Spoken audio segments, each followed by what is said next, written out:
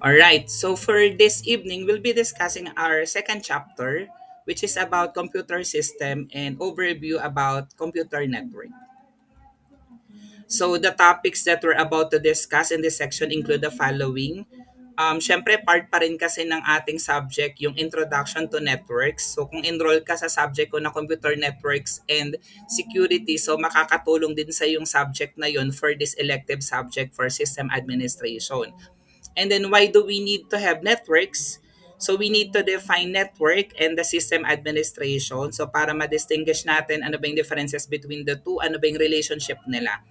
And then babalikan natin ano yung network and system administration tasks. So I understand nung last week, full pack yung discussions natin about this one. Pero ngayon, bibigyan din natin ng diin yung task ng mga system administrators. So again, what is a network? Ano ba pag sinabi nating network? Basically, yung definition ng network is ito, interconnected collection of autonomous computers.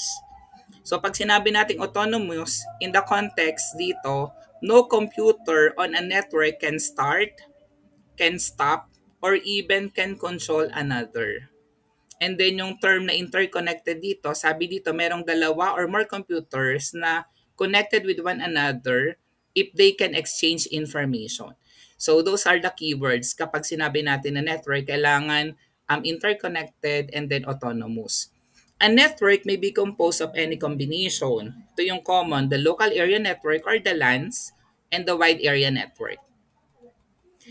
The network becomes a powerful tool when computers communicate and share resources with other computers on the network. So as you know, lagi naman ganun talaga yung intention, di ba? Kaya nga natin pinapag-connect yung mga computers natin for them to communicate. And then para ma-maximize natin yung resources that we have like the printer and so. Computers on a network can act as a client or even a server. So kanina we talk about two kinds of network, peer-to-peer and then client-server network. A client is basically a computer that requests for resources. So commonly tayo yan. Pero a server is a computer that controls and provides access to resources. Since we're talking about systems administrator, kung dito talaga yung pupuntahan mo na trabaho, so basically, ikaw yung magkukontrol. Ikaw yung magpo-provide ng access to resources using a server. So ikaw yung magmamanage ng server. What are the need for networking? Bakit ba kailangan natin ng computer networks? Siyempre, katulad ng sinabi ko sa inyo before, kailangan resource sharing. So we would like to make all the resource available to anyone or even everyone connected. And then reliability, the idea is if one crashes, other can carry on. So if one file is deleted from a system, it's safely stored on another on the network. So kailangan reliable na kapag kailangan mo ng data mo, so meron kang other ways on how to get the information or the data that you needed. And then syempre, cost factor. Like the communication medium changes at one end can suddenly be sent to the other and it brings faster and better cooperation.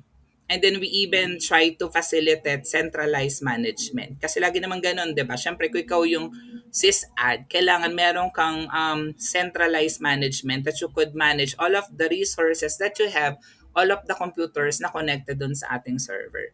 And then as much as possible, kailangan ma-maximize po natin yung cost in building the network.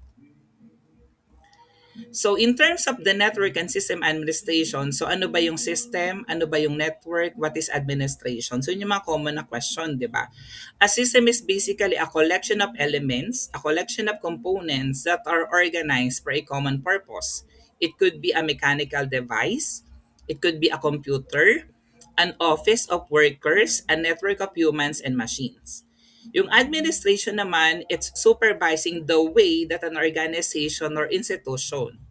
It includes all of the organizational aspects and also engineering issues such as system fault diagnosis. It's like the medical profession which combines checking, management, and repair of bodily function. So medyo marami talaga yung trabaho ng SysAd. So more than just providing the network, syempre kailangan andun yung checking, yung management, and then kung kailangan may ayusin, so kailangan available din si SysAd to do that kind of work for you. The term network and system administration concerns about the operational management of human computer system. keeping the systems up in a consistent state. Lalo na ngayon, halos lahat naman ng trabaho talaga make use of computer. So make sure na up lagi yung mga sistema na kailangan natin gamitin. They also monitor the performance, babysit the users, and make changes on their behalf. So as much as possible, yun yung ginagawa ng mga sysad. Di ba? To make things simpler for the user. Kasi gusto nila na hindi pahirapan yung mga users natin kung kailangan spoon feed. So ganun talaga yung kailangan nilang gawin. They install, they configure, they upgrade, and more than that, they maintain. They do backup, they restore as needed, lalo na kung nawala yung data. And then merong disaster recovery. In order to handle or achieve the goal, it requires the following. Kailangan may procedure yan. Kailangan may mga activities tayo na gagawa ka syempre ng procedure.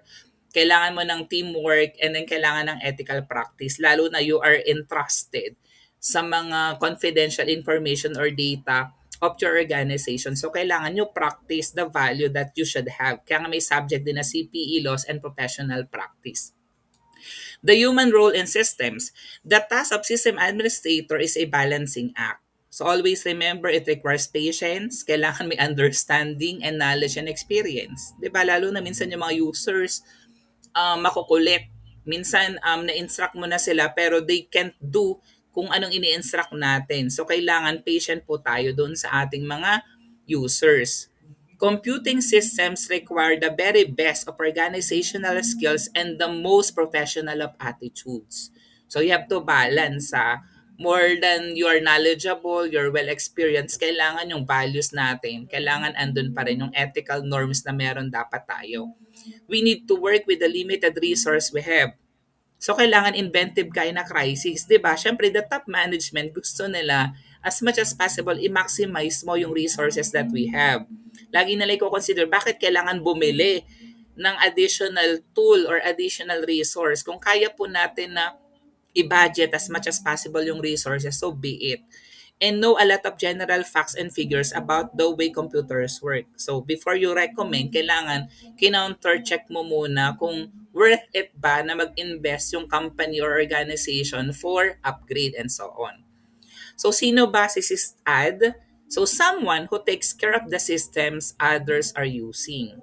So dito nakita natin it should be balanced, system running smooth and efficiently, yung goal natin, and user should be able to work in easy and efficient manner. So kapag medyo na-outbalance po yan, kailangan tinatrabaho ng SysAd how to make these things balance na hindi makakaapekto doon sa efficiency ng ating mga users. So these are the tasks of system and network administrator: user management, create or revoke the user, quota management and then the role, software and hardware management that also considers the safety, system monitoring and troubleshooting, documentation, backups, and even automation planning policies and auditing, designing as well and planning the network and maintaining the network as well. So I think this one is misspelled. It should be cost management. Diba sabi ko nga kanina, napakahalaga na minamanage natin yung cost ng ating resources. Ano ba yung mga challenges ng isang sysad? System admin, not just installing system or software. Minsan kasi ganun yung thinking, di ba? Sysad yan. Sige, saan ako magpapa-install ng mga system ng mga software. So more than that, maraming ginagawa ang sysad. They do the planning, they do the design of an efficient community of computers. So design a logical and efficient network. So dapat hindi ka lang basta nagde-design, kailangan efficient yung naisip mo na network. So they also decide what and where services are installed. They plan and also implement the security, provide a comfortable environment for users, and ang sabi dito, develop ways of fixing problems and errors so that the real users will be able to get quality of services. So basically, yun po yung overview natin about computer network and computer system. And then we also talk about yung mga main task or activity ng systems administrator.